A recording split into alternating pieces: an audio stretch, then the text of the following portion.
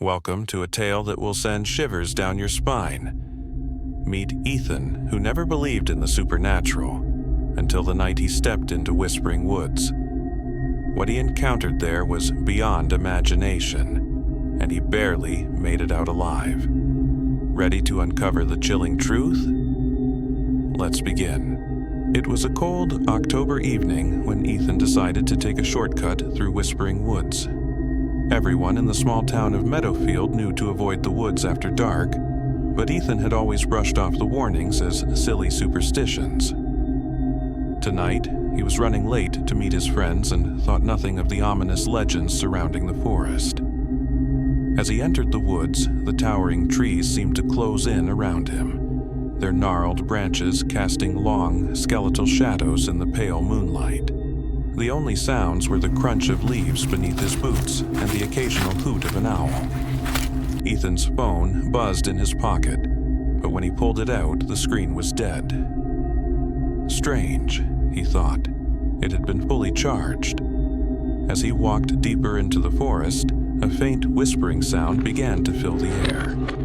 At first, Ethan thought it was the wind, but the whispers grew louder and more distinct. He could almost make out words, but they were in a language he didn't understand. A chill ran down his spine. "Hello?" Ethan called out, his voice trembling. "Is someone there?" The whispers stopped abruptly, leaving an eerie silence. Just as he was about to turn back, he saw a faint light flickering through the trees.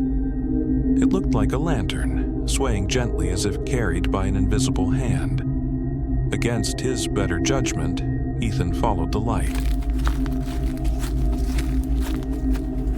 The lantern led him to a small clearing where an old, decrepit cabin stood. Its windows were broken, and the door hung ajar, creaking softly in the breeze. Ethan hesitated but felt an inexplicable pull to enter. Inside, the air was heavy and cold. Dust coated every surface, and strange symbols were etched into the walls. Suddenly, the door slammed shut behind him. Ethan spun around, his heart racing, but no one was there. The whispers returned, louder now, echoing all around him.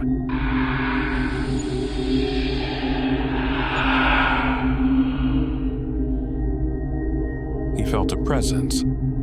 Something was watching him. In the corner of the room, a shadow began to move. It wasn't cast by anything Ethan could see. It seemed to exist on its own, growing larger and darker.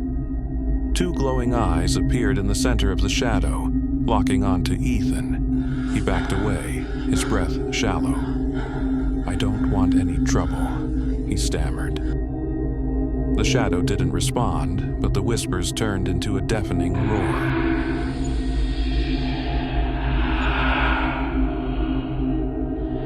Ethan's head throbbed, and he fell to his knees, clutching his ears. Just as he thought he couldn't bear it any longer, everything stopped. When Ethan opened his eyes, he was back on the edge of the forest, the cabin nowhere in sight. His friends found him an hour later, sitting on the ground, pale and shaking. He never spoke of what he saw, but the townsfolk noticed he never went near Whispering Woods again. And every so often, late at night, a faint light could be seen flickering deep within the trees, as if waiting for its next visitor.